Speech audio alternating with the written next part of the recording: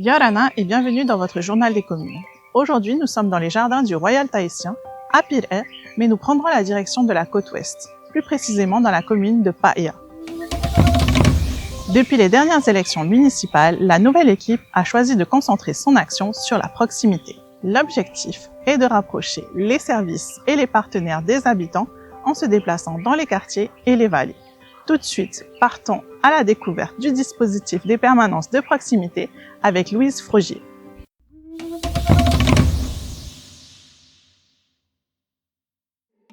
Yorana, moi c'est Louise Frogier, conseillère municipale à la mairie de Paea, en charge des activités agricoles, des activités artisanales et de l'insertion professionnelle.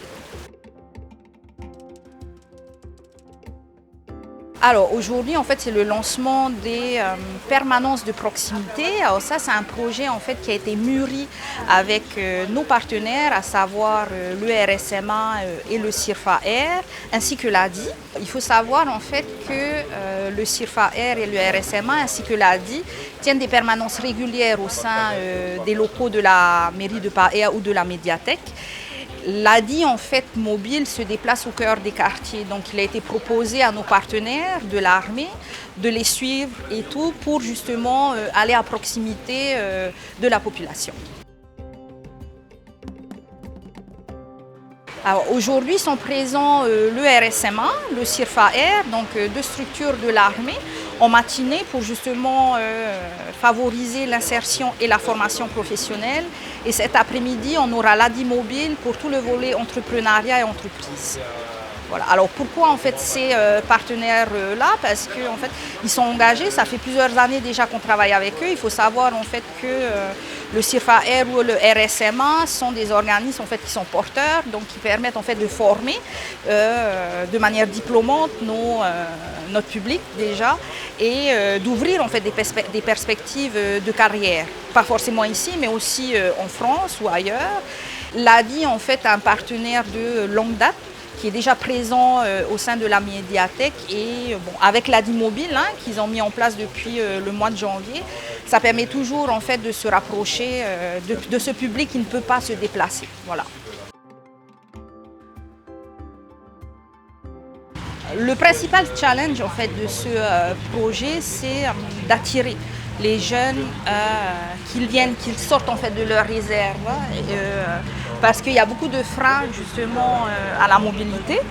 Donc aujourd'hui les partenaires et la commune viennent au sein des quartiers.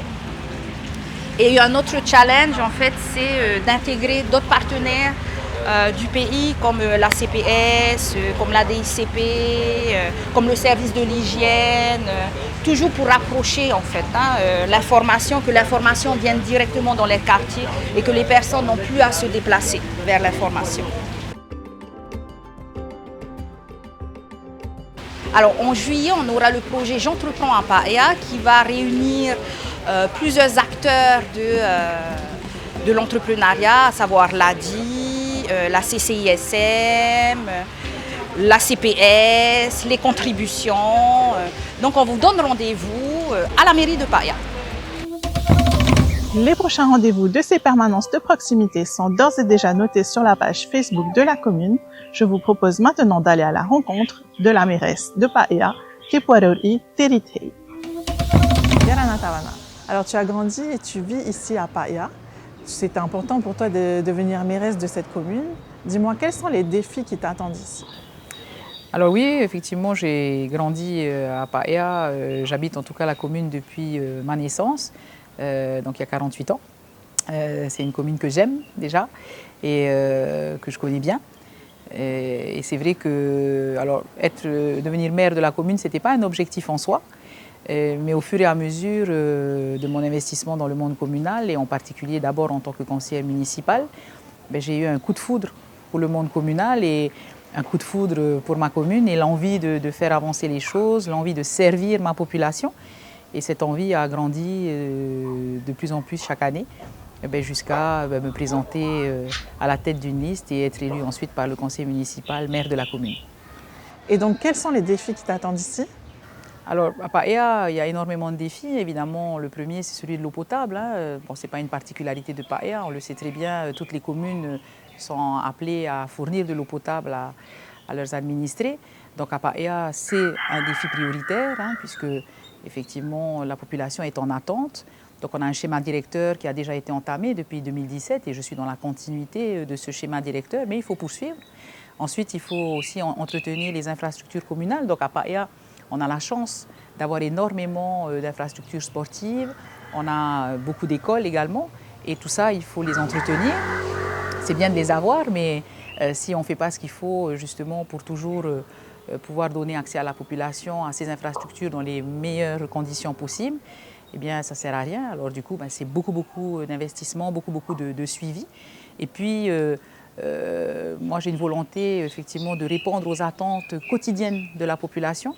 On se rend compte au fur et à mesure que la population, elle a juste des souhaits pour améliorer sa vie de tous les jours, à commencer par exemple par les servitudes communales et puis même les servitudes privées. On a toujours des gens qui viennent nous voir pour demander d'intervenir. Alors la loi nous encadre là-dessus, mais parfois on a vraiment envie d'aider.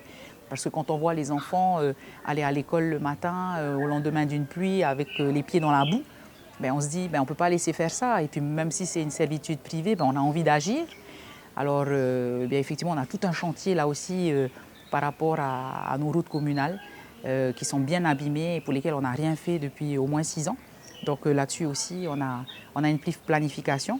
Donc voilà, beaucoup de défis, mais tout ça, on ne peut pas le réaliser en une année, évidemment. Donc c'est pour ça qu'on trace un plan pluriannuel pour le coup, et qui fera que, j'espère, d'ici au moins 5-6 ans, tous les objectifs qu'on s'est fixés et qu'on a annoncés dans notre profession de foi soient atteints. Tu as fait de la proximité une priorité chez toi à Paea. Dis-moi, quelles sont les actions qui sont menées? Je sais que vous faites aussi des permanences directement dans les quartiers, notamment pour l'insertion et pour l'emploi. Oui, alors la proximité, c'est primordial. Si on veut savoir de quoi a besoin notre population, il faut l'écouter, il faut l'entendre. Je les reçois déjà régulièrement à la mairie, mais c'est vrai qu'il faut venir à la mairie. Donc ça fait partie justement là aussi de nos objectifs, c'est de rapprocher les administrés, la population de Paea de la mairie. Et on mettra donc en place une navette communale qui ira chercher les administrés dans les différents quartiers, parce qu'on a par exemple un quartier qui est Orofero, qui s'étend jusqu'à 8 km de profondeur. Donc il faut quand même pouvoir venir jusqu'à la mairie. Pareil, Paea fait 11 km de long. Lorsqu'on est à Mara, là aussi, on est à peu près à 8-9 km de la mairie. Et les gens n'ont pas beaucoup de moyens de transport à Paea. C'est pour ça qu'on voit souvent les gens à pied courir au bord de la route. Donc forcément, il faut leur donner la possibilité de pouvoir être transportés. Payer le bus à chaque fois, c'est un coût. Donc on mettra en place ça pour permettre aux administrés de venir plus facilement à la mairie. Par contre, en attendant, ce qu'on fait, c'est que c'est nous qui allons vers eux. Donc récemment, effectivement, on a mis en place un projet on va dire de rencontre avec l'armée qui était là, l'ADI, il y avait l'armée de l'air, il y avait le RSMA. Par rapport à l'insertion professionnelle, on s'est approché le plus possible des quartiers et même demain, on va aller dans les quartiers pour tenir ces rencontres avec les jeunes pour qu'ils n'aient pas à se déplacer jusqu'à la mairie ou jusqu'à Manouiti pour pouvoir justement avoir accès à toute l'information pour pouvoir s'insérer dans ces métiers peut-être qui pourraient les intéresser ou pour pouvoir créer leur société, leur entreprise à travers l'ADI. Autre projet de proximité qu'on a, c'est le ramassage des encombrants, puisqu'aujourd'hui la population est obligée d'amener ces encombrants à la salle Manouiti, donc qui est derrière la mairie. Demain, ce serait de rapprocher des bennes. Alors on s'est inspiré des communes voisines. Je n'ai pas de souci à m'inspirer justement de mes voisins qui ont réussi dans certains domaines. Donc on va s'inspirer de ma benne que Punavia a mis en place pour pouvoir rapprocher justement les bennes des quartiers pour que les gens aient moins de distance à faire pour pouvoir laisser leurs déchets encombrants dans ces bennes-là. Et puis du coup, ça leur évite tous les tracas de venir jusqu'à la mairie. Il n'y a pas beaucoup de femmes qui sont élues maires, mais a priori, il y en a de plus en plus. Quelle est ta lecture de cet engagement qui est croissant et qui est surtout plus visible pour le mandat de maire? Alors c'est vrai qu'on constate, en particulier sur cette mandature, qu'il y a de plus en plus de femmes maires. Alors il y a toujours beaucoup plus d'hommes que de femmes, mais en proportion, d'année en année, si on regarde les statistiques, il y a une augmentation.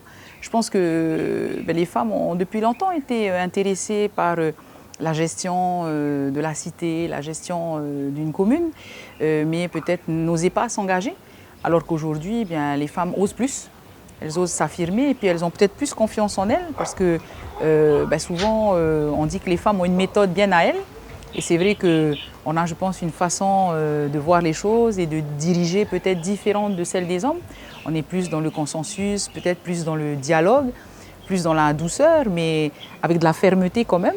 Et finalement, on se rend compte que gérer une commune, c'est aussi accessible à une femme parce que c'est tout à fait comparable à la gestion d'un foyer, à une échelle différente. Mais finalement, on peut s'inspirer finalement de la méthode qu'on utilise dans nos familles respectives et qu'on vient transposer au niveau de la commune. Et souvent, ça marche de la même façon que ça marche dans nos foyers, ça marche au niveau de la commune.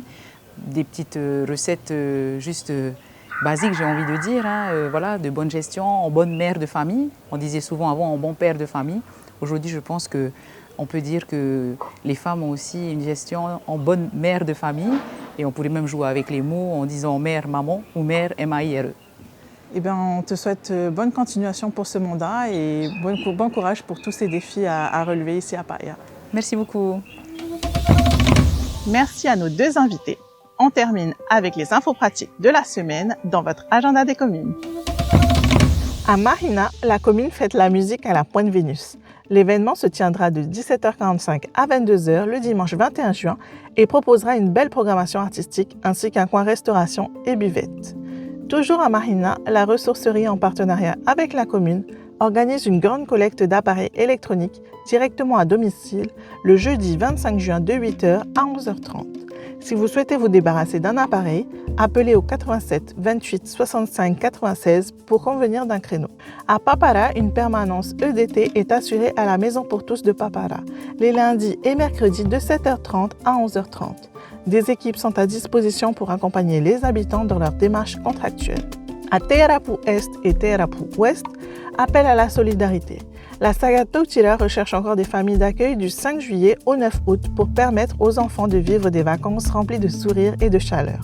Si vous habitez entre Faoni et Tautira ou entre Toahotu et la Pointe Riri, contactez la mairie de Taravao au 40 54 78 07 pour de plus amples informations. À Taha'a, le Heiva Taha'a démarre dans une semaine. Les célébrations se tiendront sur la place Mainanui du 26 juin au 3 août. À Rangiroa, la commune souhaite mettre en place une session de passage du code de la route directement sur l'île, afin de faciliter l'accès au permis de conduire. Pour la délocalisation de cette épreuve, un minimum de 24 personnes est nécessaire. Si vous êtes concerné, participez à ce recensement et faites-vous connaître auprès de la mairie d'Avatoru ou Tiputa. Le journal des communes, c'est fini pour aujourd'hui. Merci de nous avoir suivis et on se dit à la semaine prochaine pour un nouveau journal des communes. Nana!